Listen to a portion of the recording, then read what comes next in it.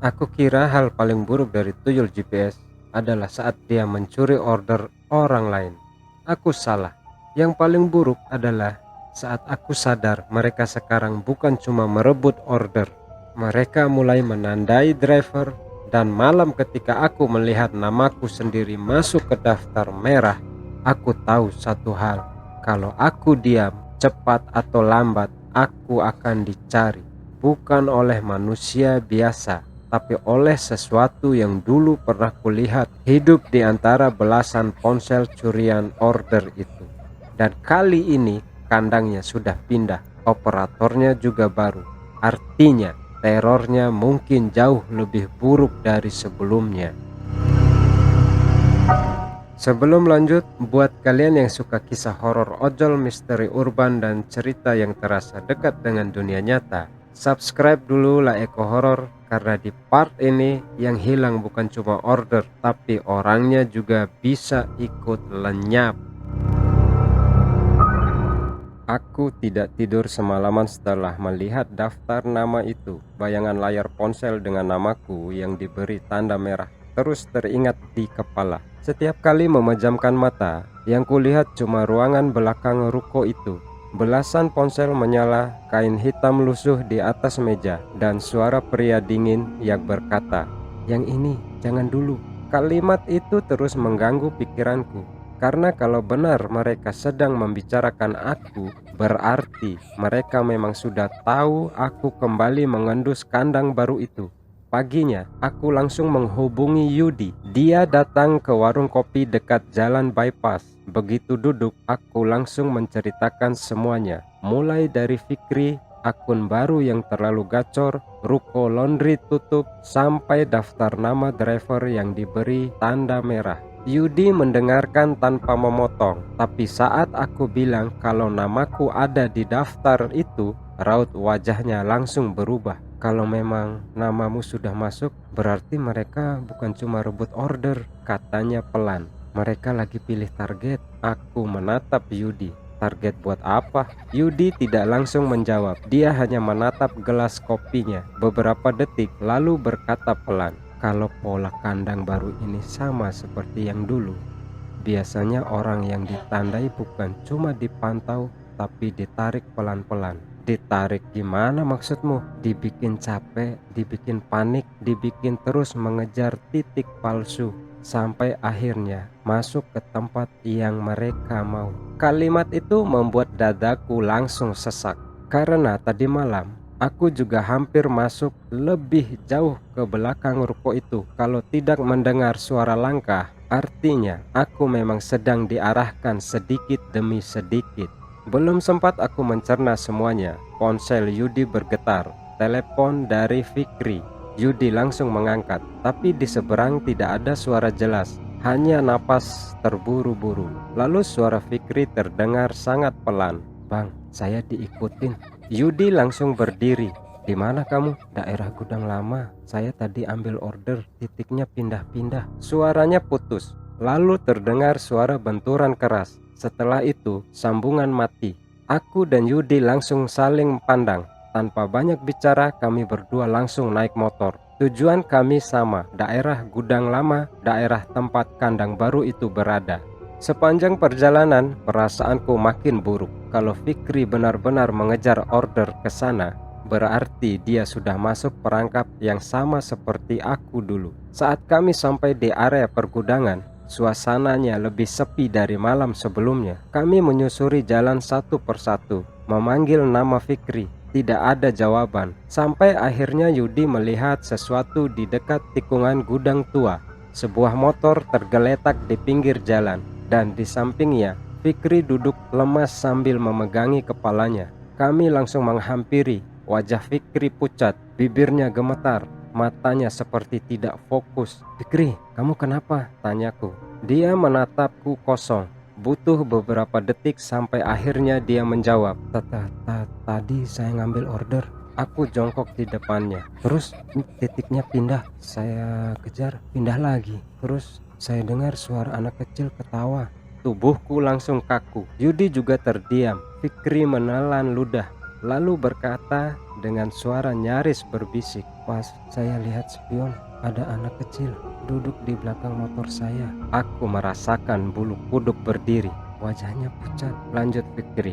Matanya hitam. Dia nggak ngomong apa-apa, cuma senyum. Setelah itu Fikri panik. Motor oleng, lalu jatuh. Saat jatuh itulah ponselnya terlempar dan layar kaca pecah. Aku memungut ponsel itu dari tanah. Layar depannya retak parah, tapi masih menyala. Dan yang membuat napasku tercekat, aplikasi map di dalamnya masih terbuka. Di layar terlihat titik jemput yang terus bergerak pelan. Padahal ordernya sudah tidak ada.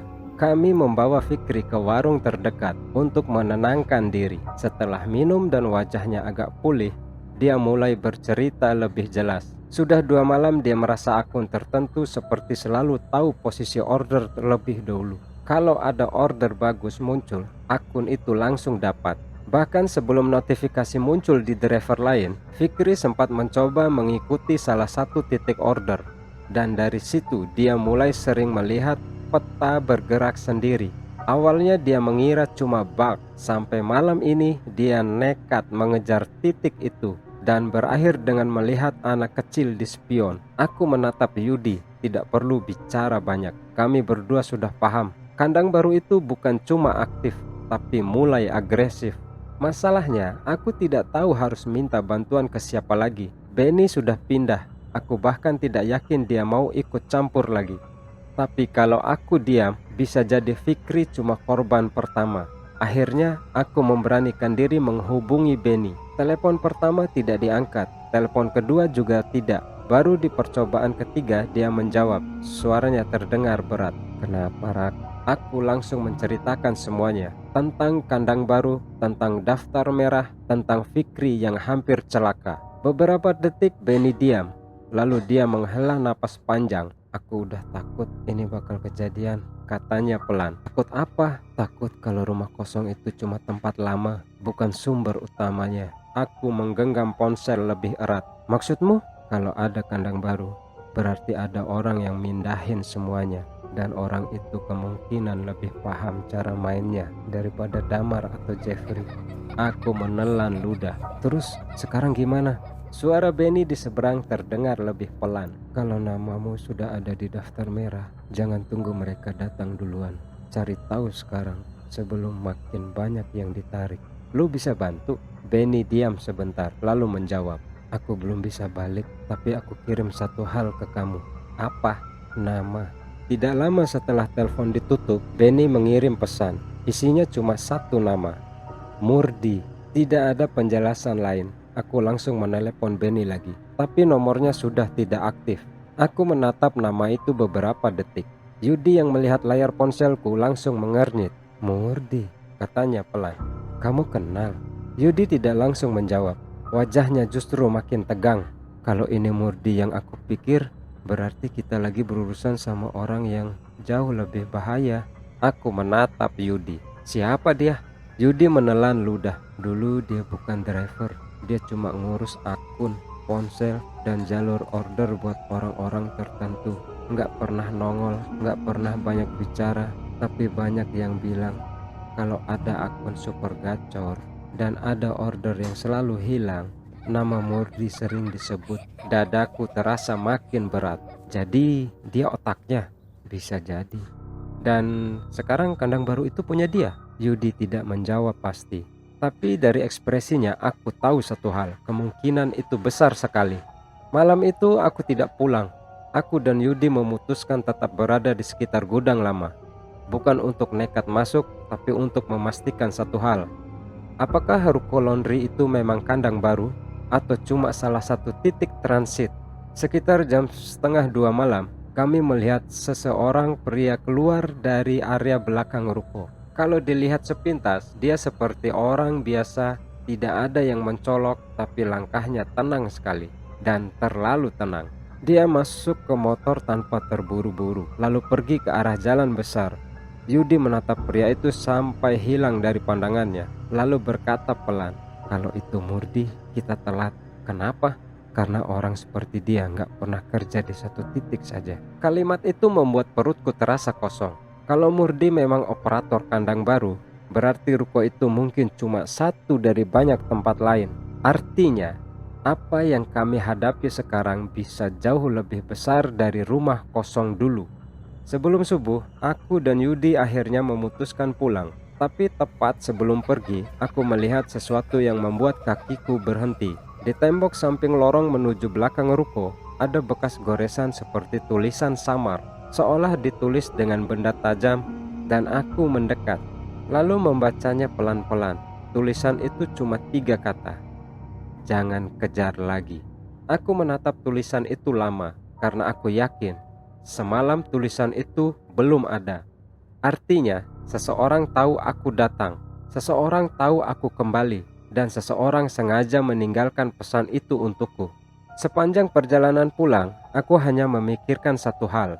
Kalau Murdi benar operator barunya, kalau Fikri sudah hampir ditarik, dan kalau namaku sudah masuk daftar merah, berarti waktu kami tidak banyak. Cepat atau lambat akan ada driver lain yang jadi korban. Dan kalau aku tetap diam, mungkin korban berikutnya bukan Fikri, tapi aku sendiri.